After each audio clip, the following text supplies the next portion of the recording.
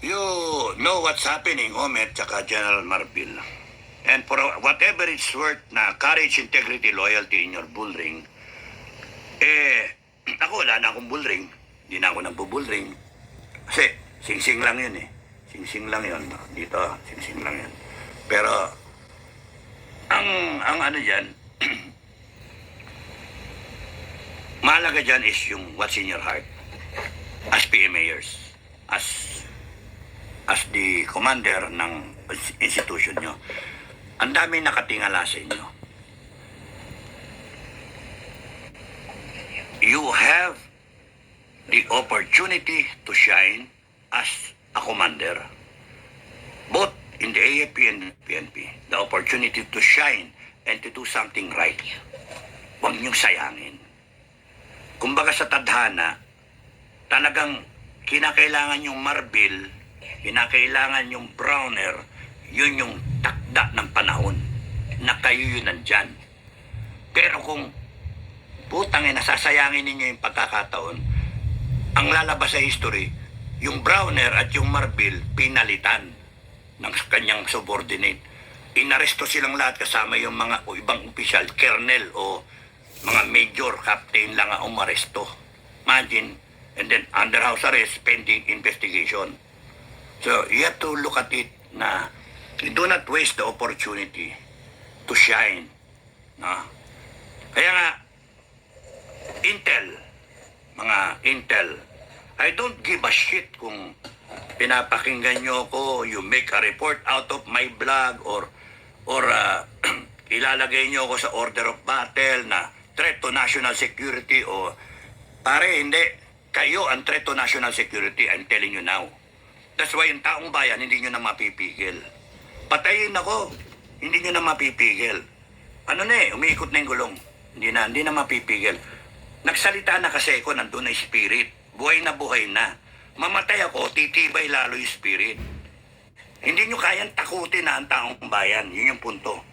No, hindi nyo kayang takutin na. Gising na yung taong bayan. No? Kayo, bangag, yung taong bayan, naglalaway. Naglalaway sa dugo ninyo. Naglalaway para sa retribution. No? Parang Dracula, ha? Naglalaway ng mga taong bayan. Kayong lahat kayo na kampi-kampi. Laban sa taong bayan, kampi-kamping pagnakawan ng tao, kampi-kampi kasama yung komunista, kampi-kampi kasama yung mga droga na sindikato. Yun yung issue namin. Hanggang hindi ninyo in-explain yan, we will exercise our power. Correct. Our sovereign power. We will terminate everyone.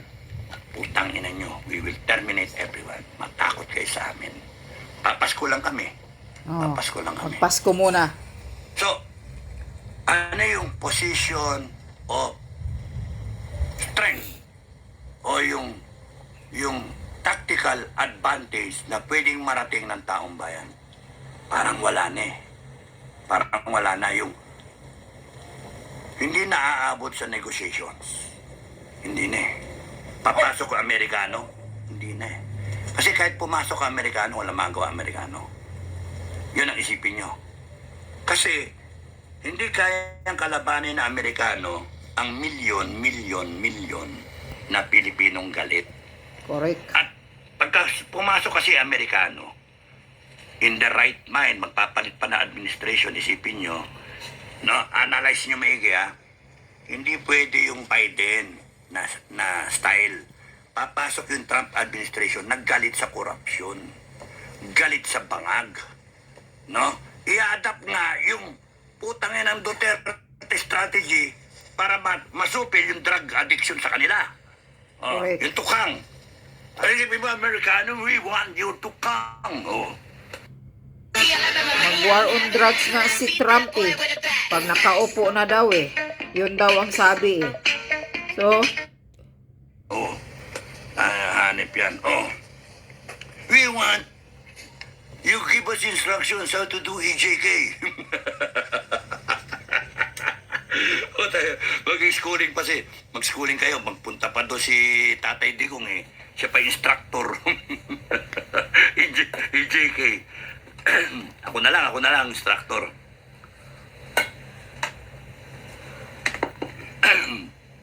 Sumasayad pa rin eh. So, kaya kailangan ko ipahinga, kaya ayoko mag-vlog eh. Iba sa inyo, kulit eh. Parang nanghihinalo pag hindi ako nagsasalita, baka akala eh, natatakot na ako. Puta, ako matatakot. Sabi sa inyo eh, yung mga nagsasalita laban sa akin, hindi ako kilala. Tatawanan niya kami kanina eh, ni Sir. Ng mentor ko. Yung unang-una kong inabutang official sa Six Company.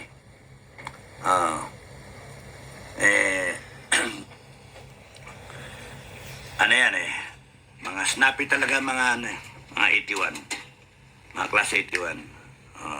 Snappy talaga.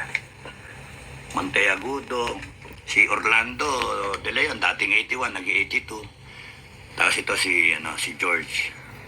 Marami pa snappy dyan. Si Mike, Mike snappy yan. Si Robert Lee, snappy rin. Yes, me.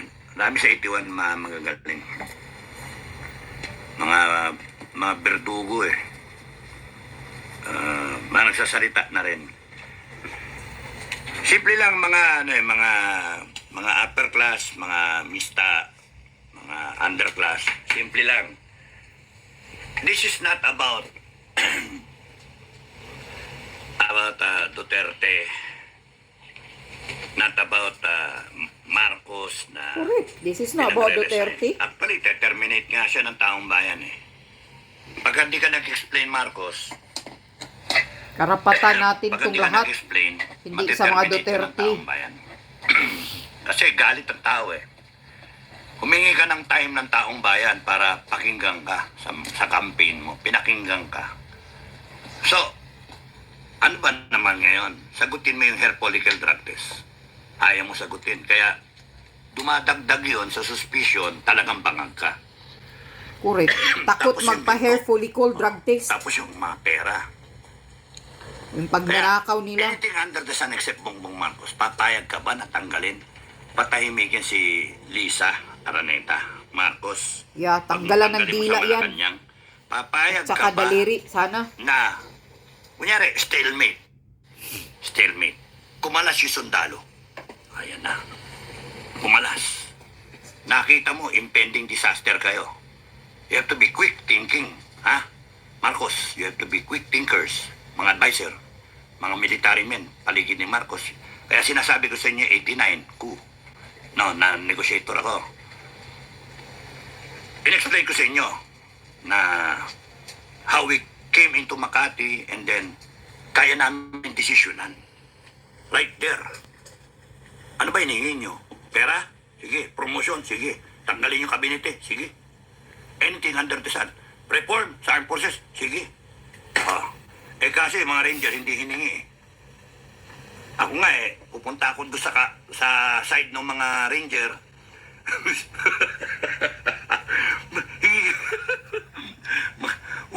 Ganito, ganyan. Ang parameter, anything under the sun, except Correcano. Yun, kahit anong hingin nyo. Hingin nyo na hingin lahat. Kung ako kayo, hingi pa ako ng media. Cover lahat ito para may ebidensya. Walang ebidensya eh. Kaya nga, puta. Kaya lessons learned yun. Pag kami negotiation, dapat may media coverage. Huwag na yung mainstream media. Binabaliktad. Ipasara na lang yun ang taong bayan. May nagsabi pa nga sa akin, mainstream media, isara. Tanggalin nyo, i-revoke yung mga lisensya nyo. Yeah, tanggalin yan mga May mainstream point media, mga Kasi balimbing. wala kayong binalita kundi yung mali eh. Yeah, walang basta point, panindigan. cancel kayo. Revolutionary government.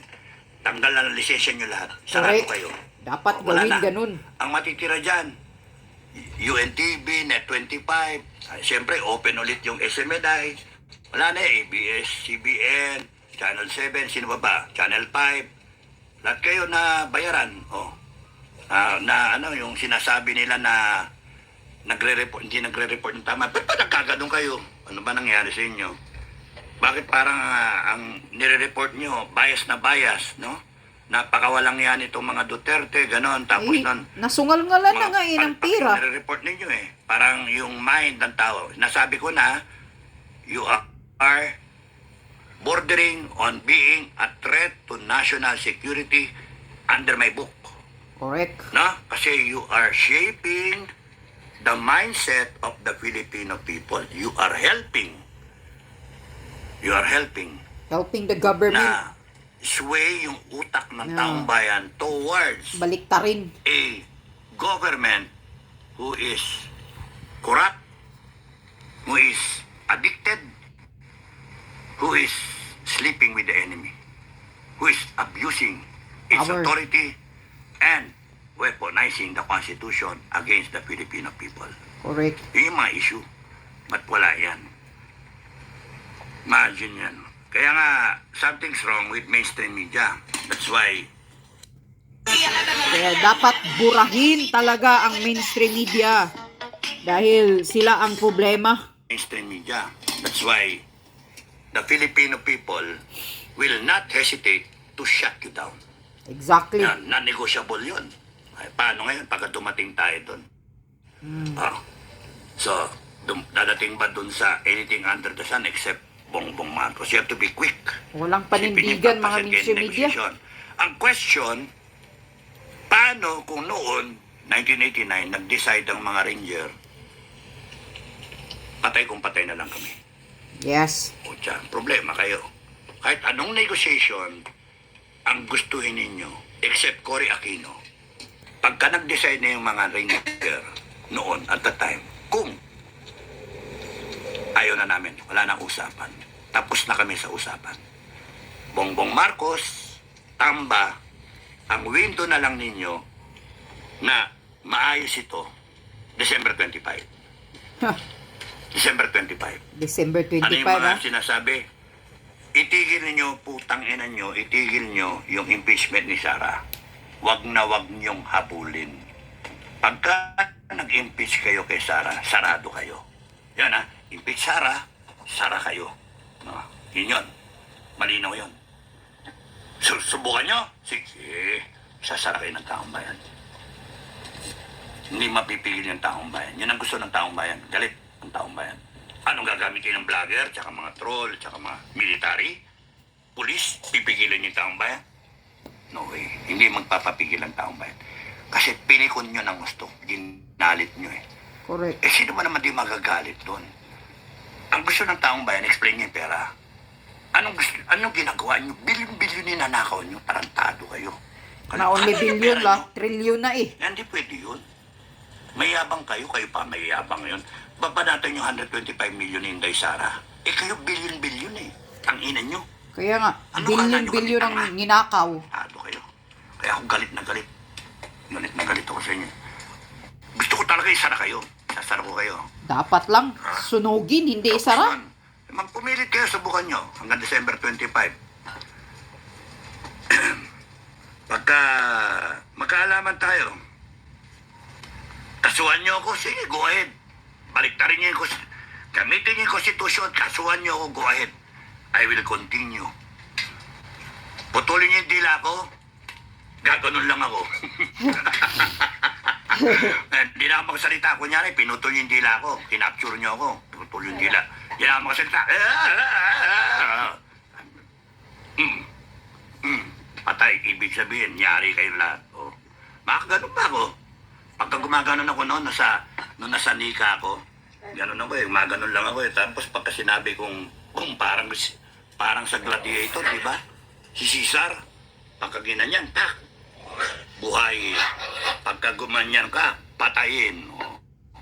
Ganun ako. Nag-intel ako. Kaya pagka sinasabi ko, pagka nakatingin sa akin yung mga tao ko, mga ganyan-ganyan na ako. Sir, anong gagawin namin dito? Patay. Patay. Yung mga vlogger, hindi nyo ko kilala eh. Hindi nyo ko kilala. Tamba, hindi mo ko kilala eh. Tapos kakalkal-kalkal kayo ng mga nakaraan ko. Mga gago, pinabunot ko yung file ko. Wala. Kasi wala kayong makitang no? Wala kayong makitang file. Pinabunot ko eh. No, a long time ago. Nung nag-intel ako, pati si Canyeso, pinabunot niya yung file niya. Kumanding general na army, na-retire, kinawang Nika, sinama ko. Tapos sabi ko, sir, okay lang sir. May matutunan ako, marami akong matutunan sa iyo. Kaya yung the way I think, the way I say things, kanyeso yung dating. Kaya yung kanyon, di ako nagbibiro doon. Di ako nagbibiro. May mag-detect lang sa akin na sa taong bayan, when we take command of the armed forces and then yung officers and men start calling, magtayo ako ng receiving center, no? Ilalagay ko yung phone number, i-announce lang namin, i-cover yan live, no? And then tatawag, and then declare nyo your support to the Filipino people. Sabihin nyo kung saan kayo, sino kayo, kung anong unit nyo. Pero I'll take sa pagka may nagtumawag na taga Air Force na helicopter gunship o kaya ng mga fighter jet, ay nako, bigyan ko kayo ng grid coordinate. O kaya yung mga artillery, bigyan ko kayo ng grid coordinate. At pag kami magmatigas dyan, tignan ko kung matigas kayo sa kanyon. Mamatigas kayo. Kung kunyari buo yung AAP sa government na palpak, then wouldn't it be clear, mga kababayan? It's a choice kasi.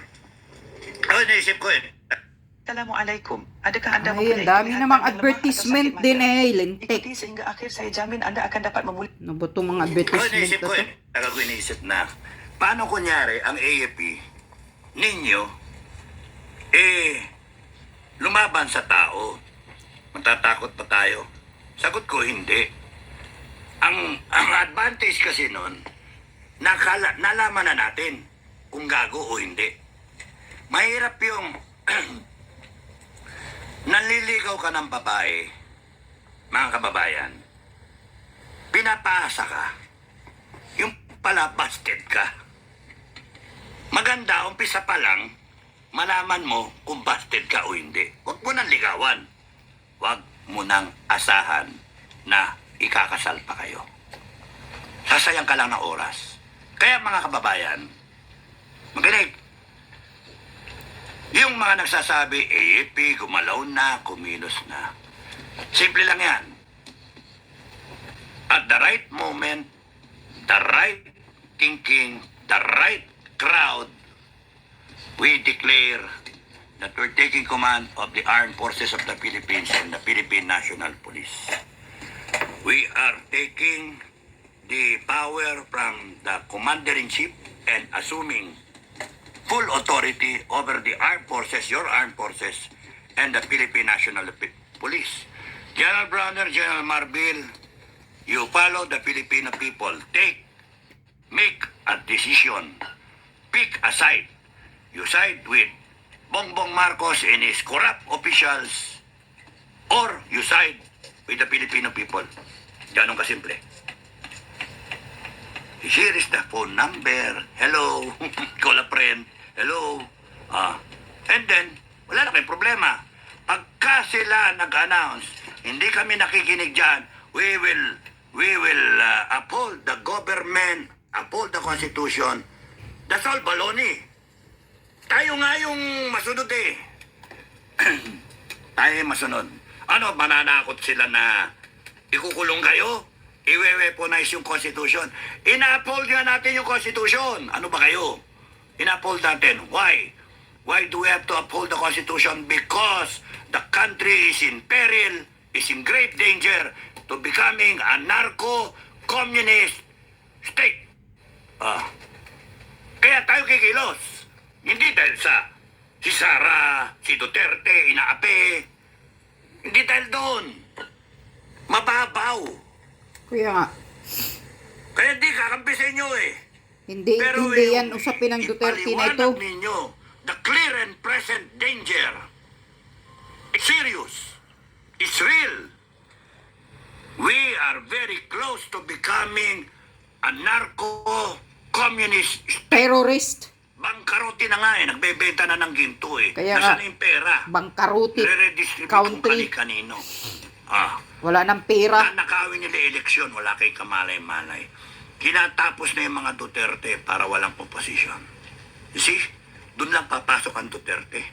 Kasi, papatayin ng mga Duterte either in the physical sense or in the just the konsepto na politically yayariin nila para magawa nila yung evil na intention nila.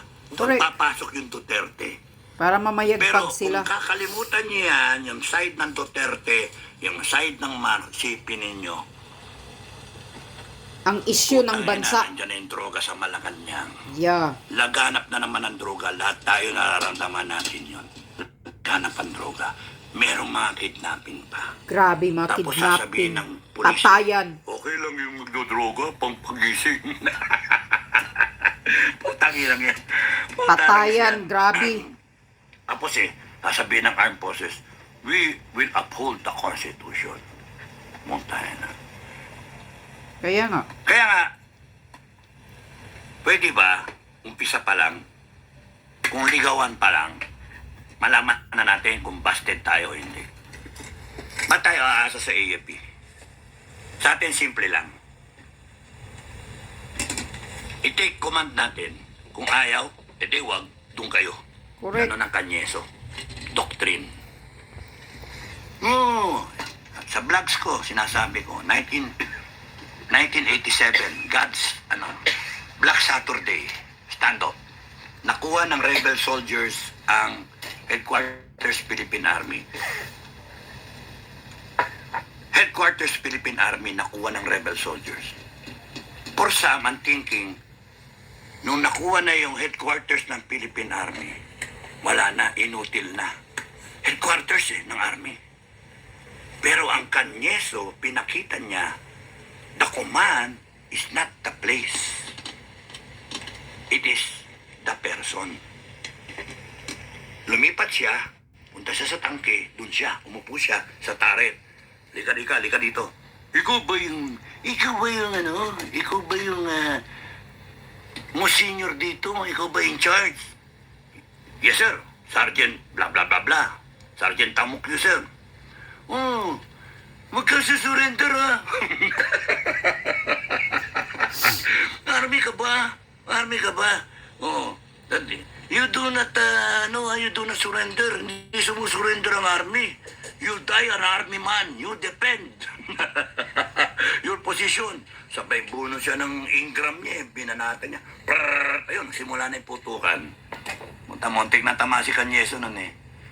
Okay, ano yung significance nun? Kasi marami sa inyo, even vloggers even leaders, insisting sa EDSA. Significance of EDSA. You don't get it. Ewan ko lang baka ako yung di nakakakuha. Pero the Canyeso doctrine, what's it the place? Doon yung miracle of EDSA, sinasabi. Ay, no. So mag-insist kayo doon Ba't hindi ba yung nakasaan yung tao? Kasi yung bansa, nandyan dahil sa tao. Yung constitution nandyan dahil sa tao. Yung government dahil sa tao. Kaya nga panay ayuda na magago O, tapos nun, yung armed forces, we will serve and protect the Filipino people. Tao na naman. So, is it really the place, the significance of EDSA? Or you are just insisting na mahalaga yung EDSA? Di ba dapat mas mahalaga nasaan yung puso ng tao? Ano yung paniwala ninyo? Yun yung sa akin. Kaya kahit nasaan ka, utangin na nasa Pilipinas ka. Kahit sa parte ng Pilipinas. You show the power of the Filipino people. Gusto nyo makita? Ano ba? What are you trying to accomplish? 2 milyon sa EDSA? 1 milyon sa EDSA? Ngayon na-show it 2 milyon sa Mindanao. 2 milyon. The same. 2 milyon sa Cebu.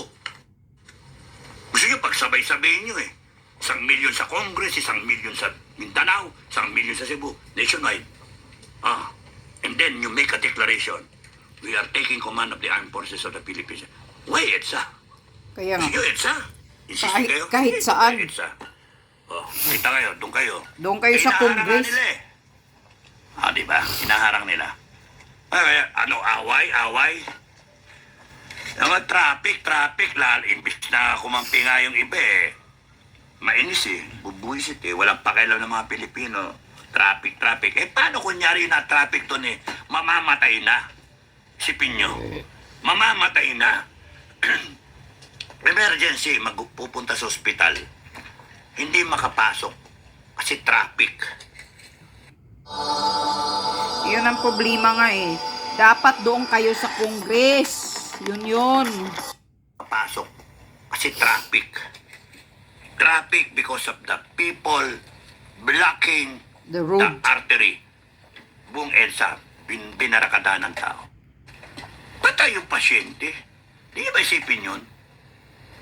Ay, wala na pakialam. You might accomplish a change in leadership. You might accomplish something noble. But is it really noble when somebody else is suffering? Kala ko ba walang iwanan? Akala ko ba we protect each other? Kaya, there's got to be a better way of doing it. Kung kayo yun nandoon sa tao, meron siyang appointment, very important, deal in his lifetime. Something that will elevate his status. Authorize yun, nakalimutan muna niya yung lahok-lahok dyan sa EDSA na yan kasi he's trying to struggle also. Trying to do something for the good of his family. Authorize yun. Walang persahan. Kaya nga, yun yung pitfall ng ibang Duterte followers. Nakasar din nga ako minsan eh, yung abrasive masyado. You do not force people to follow you. You inspire people to follow you.